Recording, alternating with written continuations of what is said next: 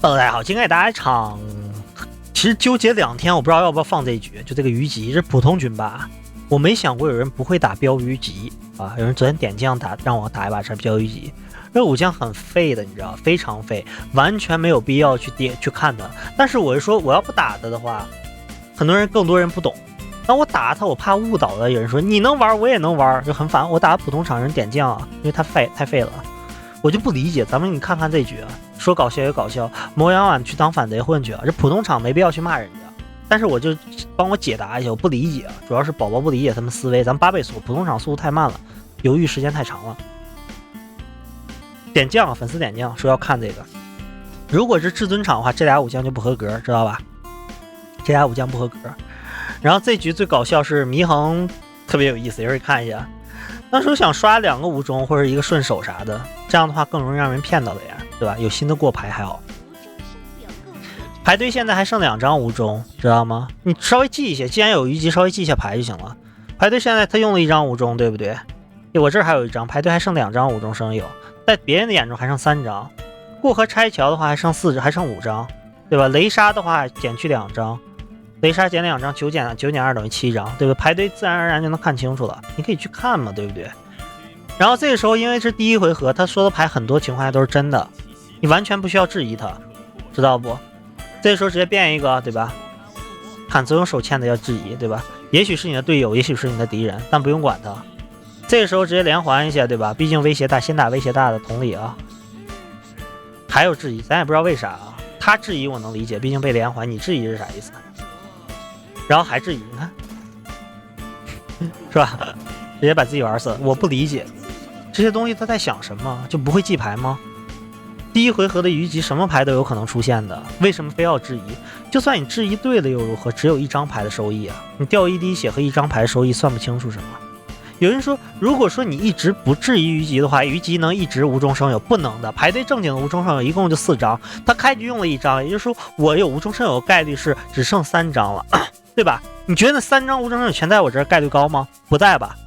那也就是说，如果你不想让我开无中生有，一个人质疑；如果我是敌人的话，其他比如说我是忠臣，反贼怎么质疑？一个人在血量健康的时候，比如说他先质疑1次，崩1滴血，比如真的，那不说我再开无中生有假设，那我就不质疑了，或者说让其他人质疑，分散，前面有个人质疑，就后面是不质疑，这很简单啊。所以你就不要考虑他们一直能开无中生有这回事儿。还有些人最搞笑说什么，就是说曹毛局虞姬怎么说什么就什么无敌了，记下牌就可以了。曹毛局记得更详细一些就更好了呀，对不对？直接崩死了。结果这时候还救一下，他可能是忠臣，但无所谓啊。这个时候赌一下，如果他要没有下，如果这个时候他让别人杀我的话，我可以再变1张红桃闪，还可以说明再崩1滴啊。结果运气不错啊，他跳中了，正好下到我闪，否则我这个闪说不定还有好的发挥。结果这时候跳中了，那这个时候咱们就不用管，上个盾就行了。这时候祢衡如果是队友的话，神司马一秒掉，你看神司马跳中了，他也跳中，对不对？神司马死了，游戏就结束了这一局。不过普通场的话不用怪人家不会玩嘛。现在最搞笑，我一开始就觉得是祢衡是不是忠臣呀？我都觉得普通场嘛。打他的话，人每次掉1滴血，人让他的队友去砍你1刀，你的狂财每次出1张杀，还要出1张闪防扁。你要不出闪的话，狂财就白打，那1滴血白打，就完全不理解祢衡在想什么，对吧？结果祢衡本来跳反了，结果非要这么打，你看给别人刷牌呢，这是打1滴回起来血，打1滴回起来血，打1滴回起来血，这刷牌呢。普通场不要怪人家，我只是今天这局啊，就是告诉大家虞姬没那么难。为啥虞姬是废物？你记住。就这么简单，你只要会记牌，啥都可以简单。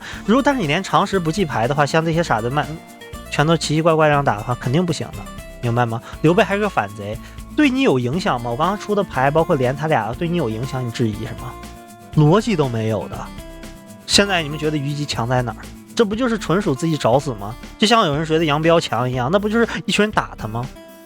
所以搞笑点就是这样的，普通场太有意思了。结果人觉醒要清场了，这时候要出事儿了。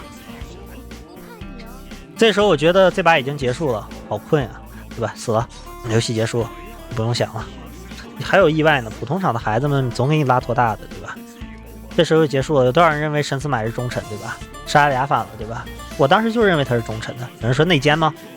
看完再说。然后这个时候直接过制衡一下，对不对？连破都不会玩，是吧？连破1回合杀3个，还得是你司马懿，还得是你，咱也不懂啊，还得是他。一回合杀3个脸谱，你敢信？哎，普通场嘛，看戏就行，对吧？然后结果他是个忠臣，也就对面这里面有个反贼跳周呢，一猜就可能是司马懿，说我要七杀，我要唱歌，对吧？但你们想没想过一件事？这2个人过，因为一个祢衡送了这么多牌，你杀不穿他俩，有没有这种可能？一个顺手，一个无懈，往下记就行了吗？无懈排队剩几个，南蛮剩几个，往下记嘛。就举个简单的例子，什么时候最简单？就比如说他开了个万箭齐发，我虞姬再变一个万箭齐发，你觉得可能吗？排队就那么一张万箭齐发，你觉得可能吗？他开俩，一个五谷丰登，2个五谷丰登，我再开个五谷丰登，可能吗？因为排队只有2张，你记一下牌就行。排队都不记的话，你玩这游戏干啥？所以说是这些人不知道在干什么。闪电，我当时就说这个傻子闪电可能要劈他，因为他控这么多牌肯定是有桃的，一共11张牌，劈完之后让别人1桃2吃，可能送更多的牌要出事儿啊。那神司马懿特别有意思，咱们不用管的，普通场无所谓，傻就傻点儿，对吧？来劈，肯定要劈，还不如不劈呢，肯定要劈。然后我没想过是2边人都特别有意思，他哥你没看他被乐没？还给他牌干啥？他被乐了。好不容易吓自己乐，他比较犯傻，吓自己乐，反正没了，那有啥没？还有机会的。这时候先骗他牌啊，他手上肯定留一张桃子或者酒啥的，先拆他牌。他要想质疑的话，就崩他那张明桃啊，明桃那滴血。结果没人质疑，那拆掉这张桃啊，咱们吃个桃，他反而质疑了。手上有张明桃刚送的，结果放弃了，咱也不知道为啥，2个人都死了。我都不知道 MVP 不是咱们的，但是这你能相信神司马懿杀队友的？这把忠臣没干什么事儿，但是反贼杀一个反贼杀2、3个反贼，这就是普通场。有人还说普通场比他强，咱也不知道。我想告诉大家，虞姬非常好针对，稍微记些牌能理解吗？质疑的话可以分散，有团结协作的东西，能吗？一个反贼质疑完之后血低了，另外一个反贼质疑，虞姬打不了的，明白吗？这武将。尤其进入曹毛局，你稍微记得仔细一点，曹毛局的话也可以质疑他，但怎么质疑需要想清楚，记牌就可以。第一回合可以不质疑他，第一回合毕竟他瞎刷牌嘛。如果他要能骗到我的虞姬，我以前说过，他如果刷上4张无中生有，排队就4张，那可能能骗到我。